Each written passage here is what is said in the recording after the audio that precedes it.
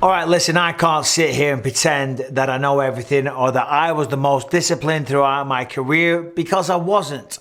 But Paddy the Baddy is going to be fighting July 23rd against Jordan Levitt, and TJ Dillashaw has come out recently and he's criticised Paddy the Baddy. You probably saw the headlines and you probably know what I'm referring to, because Paddy is kind of proud of it. You know, he does blow up immediately after a fight. It seems like he fights at 155 and then apparently he gets up to like 190 or something pretty quickly. Well, former bantamweight champion TJ Dillashaw, he was not impressed. Oh, no, no, no, no. TJ Dillashaw, Paddy the Baddy, just loving diabetes, won't ever be the UFC champ with his work ethic. Okay. Now, listen, TJ's got to, you know, he's entitled to his opinion and he knows what he's talking about. He's been a champion of the world and he's on track to being it again. But what did he say? He said he's just loving diabetes. That's like a recipe for destroying your body. I guess there's one thing when I look at it, they can promote him the right way and do all this good stuff, and he's got some stuff to grow and get into the higher echelons of the UFC. But if you keep that same work ethic that he has now, he'll never be a champion. You can't have downtime like that. You can't get that fat. You can't get that out of shape. It just proves the dedication to what you need to do. I'm not trying to pound on him or anything, but that's something I think he's going to have to figure out with age. He's young. It's a full-time job. This isn't just wanting to be a fighter. You have to be a fighter. Okay, so I know, obviously I've got experience about this, and TJ's right to a certain degree. He's right and he's wrong, you know, but Paddy should take his advice, because what happens is, and then listen, I was guilty of this throughout my career. That's why I said I can't sit here and criticise Paddy Pimblett for what he's doing, and I wouldn't dream of doing that anyway. It's not for me to judge anybody. You know, yes, we all have experiences and you can look at things and learn, but of course, you know, hindsight's 2020. It's easy for me as a 43-year-old man, as a retired fighter, to say, oh, you shouldn't be doing that. But it's different when you're the one living in the moment. You know, Paddy's enjoying himself. He's having the time of his life. He's a young man. He's in his prime. He's famous as fuck overnight almost, you know what I mean? He's earning money, he's on Barstool Sports. The man can have a slice of pizza if he wants one. Now, however, it does become detrimental, because rumours have it that he gets up to about 190 pounds. So that's 45 pounds over his weight.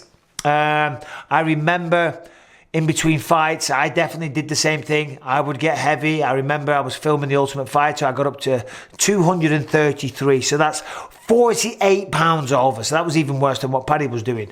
And let me tell you, it's a chore, because what happens is, and by the way, many fighters have done this. It's not Paddy, it's not me. It's a pattern. A lot of fighters do it. Quinton Rampage Jackson, he used to get up to like 260 pounds.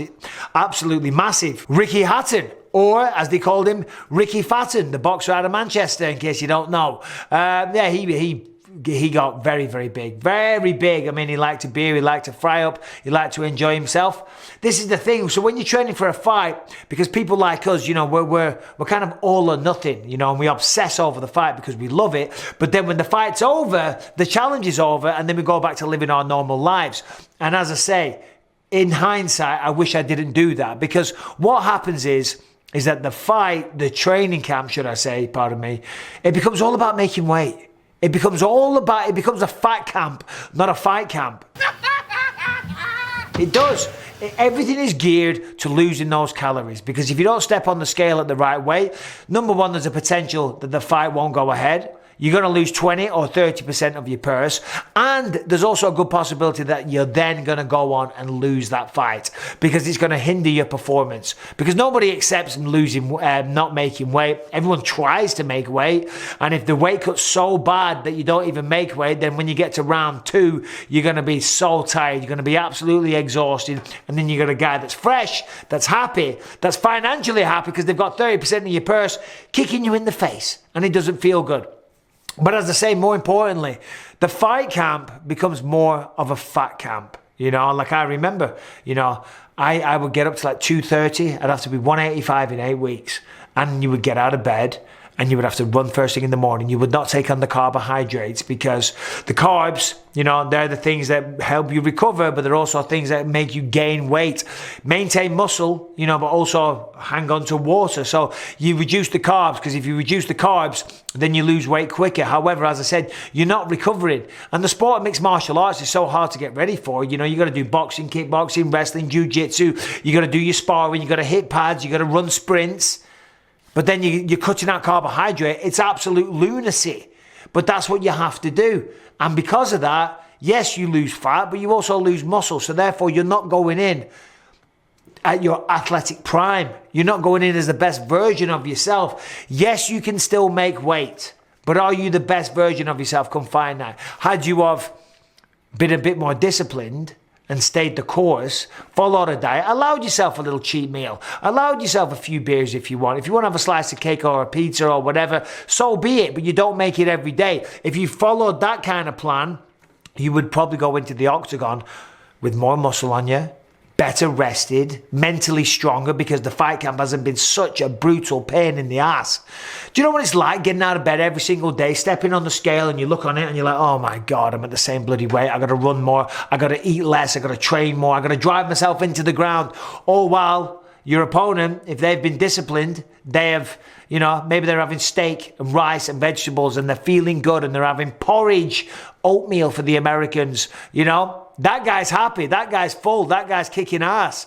You're miserable because you're trying to make weight. But anyway, listen, I'm not here to judge Paddy. That's not what I'm doing. I'm just talking about that because TJ Dillashaw chimed in. Talking of Paddy, by the way, had a fight booking, Jordan Levitt. They're probably going to riot after I twerk on him, so... July 23rd, I'll be in London calling that one. Jordan Levitt, I think, has a record of 10-1. He actually said, I'm a little offended because he feels like they've picked Jordan because he'll be an easy matchup for Paddy the Baddy. Well, if that's how you feel, Jordan, then it's up to you to prove the world wrong, or prove the UFC wrong, or prove yourself wrong. You know, 10-1. On paper, I think... stylistically, they're both grapplers, but Paddy can bang. We've seen him. He knocked out his opponent in his UFC debut after getting caught, after getting clipped, and then telling the world, Scousers don't get knocked out. I'm a Scouser. We don't get knocked out. Sometimes they do.